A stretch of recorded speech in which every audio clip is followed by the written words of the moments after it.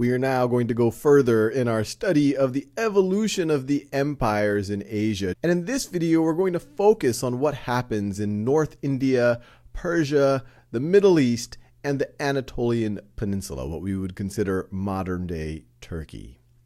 So right here is roughly what Asia looked like around the year 1300. As you might remember from previous videos, as we entered into the 13th century, you have Genghis Khan or Genghis Khan take over much of Asia from Mongolia.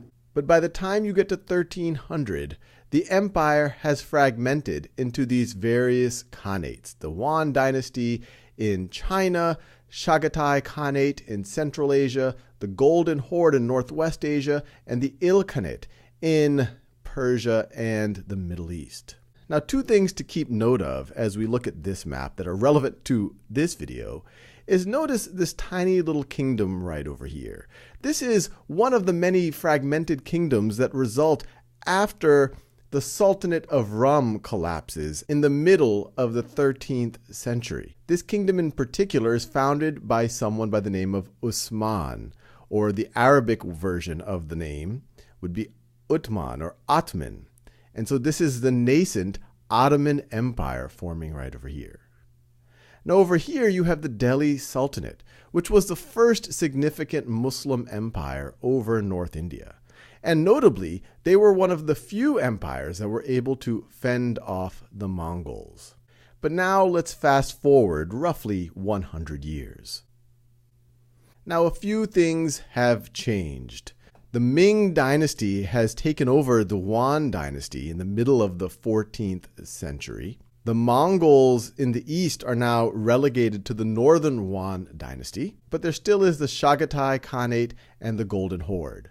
But much of their territory, including the Ilkhanate, has now been taken over by Timur, who we talk about in previous videos. And Timur famously sacked Delhi and really brought the Delhi Sultanate to its knees. And as we will see, it will only last for roughly another 100 years. Now, you might also notice that the Ottoman Empire, founded by Usman or Uthman, is continuing to grow and continuing to conquer.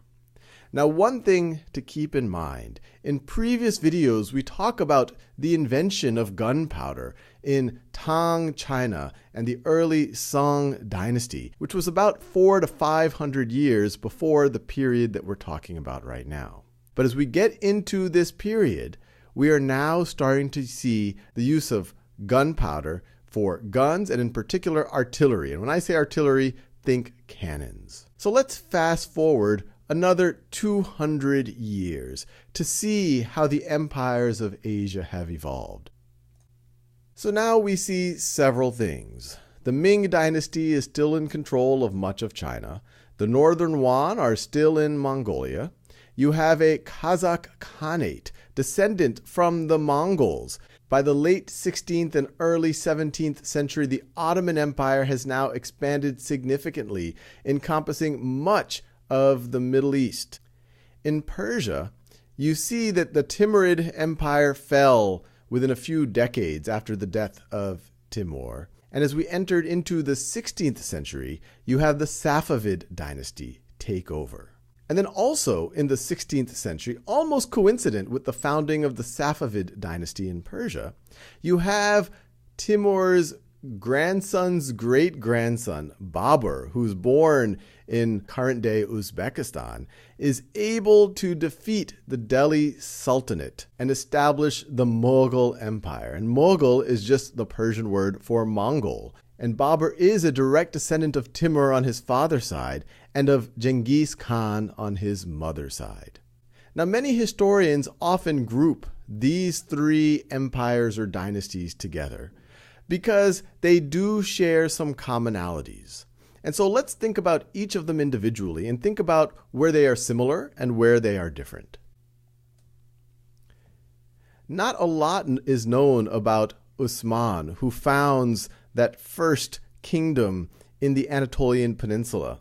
It's a Sunni Islamic empire. In fact, the leader is eventually named a caliph. The ruling class of this empire is Turkish. Now, one of their distinguishing characteristics is what's known as the Devshirme system, in which the Sultan, the emperor, would have a personal army of what could be called slaves, these janissaries. These janissaries were actually Christian boys taken at a young age and then indoctrinated into the janissary system.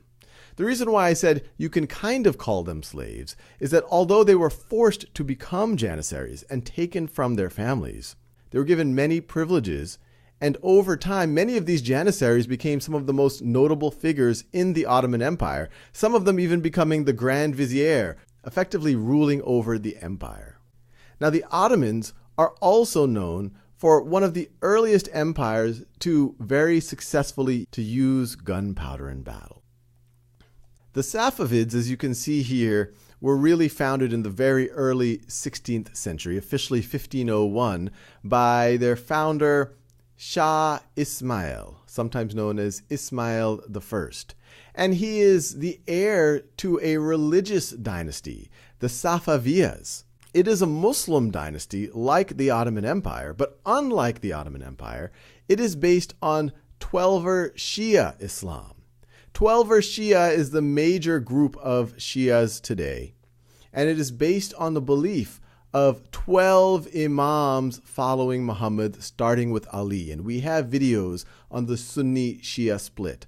Now, even though Ismail spoke Turkish and was raised in a Turkic society, this dynasty brought back much of the culture of ancient Persia. In fact, it's viewed as the first dynasty since the Sassanids that actually had native Persian rule and brought back that Persian culture, part of which is using the word Shah. You remember Cyrus the Great, the Shah and Shah, the King of Kings. Now, they had what is known as gulams, which is very similar to the idea of a janissary.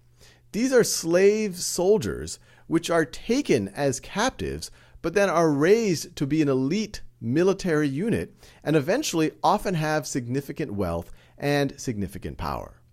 Now, you might be wondering, why did any of these empires, and these aren't the only ones, you have the Mamluks in other Muslim empires, why would people create these elite soldiers out of slaves and give them that much power? Well, the answer is they were the safest people to give power to. Remember, these empires are ruling over many tribes and many groups and many kingdoms that are constantly vying for power, trying to establish their own dynasties. And if you allowed people from those various tribes to protect you as emperor, well, there might be a good shot that one of them might want to kill you and establish their own dynasty. But from a young age, if you could indoctrinate these young boys as gulams or as janissaries, well, they might be more loyal to you. And indeed, it did provide an unusual amount of stability. As I mentioned, the Mughal Empire was able to be founded by Babur, who was Timur's great-grandson's grandson. And he too was born in a Turco-Mongolian tradition, as he's able to famously defeat the Delhi Sultanate, which had already been significantly weakened, one on its own, but then by Timur over 100 years before. He famously comes to power with the aid of gunpowder, being able to defeat a significantly larger Delhi Sultanate army. The Mughals practiced Sunni Islam, but they ruled over a large Hindu majority. And so the first several Mughal rulers were actually quite tolerant. Perhaps the most tolerant was Akbar, often known as Akbar the Great, who we'll do other videos on, who actually tried to create a religion which was a merger between Islam and Hinduism and Jainism and Christianity. But then they become less tolerant under Shah Jahan and Aurangzeb. Shah Jahan, famous for building the Taj Mahal for his wife, but what's often not noted is he was building this fairly grand mausoleum at a time when there was a famine in India, and he was also known as being fairly intolerant and persecuted many Hindus and Sikhs, and his son, Aurangzeb, continued to do so.